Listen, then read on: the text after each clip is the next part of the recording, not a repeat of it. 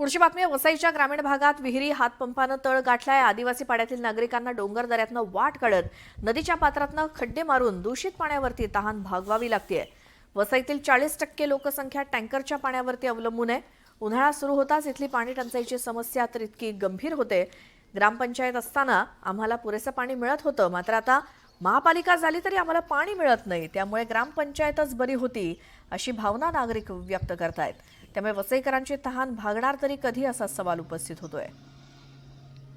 आम्ही नगरपालिकेला ही होती ना आपली पंचायत, तेव्हा आम्हाला लोक बोलत होती का तुम्ही असं काय पाणी पिता।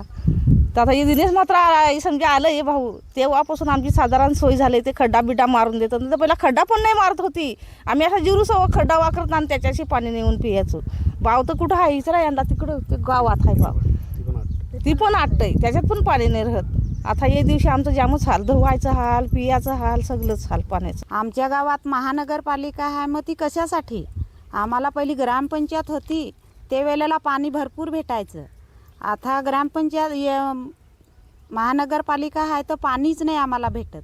प्रत्येक वर्षाला आम्ही दिनेश भाऊला सांगतो मे महिन्यामध्ये का आम्हाला खड्डा मारून द्या, आणि ते आम्हाला मदत करतात प्रत्येक टायमाला।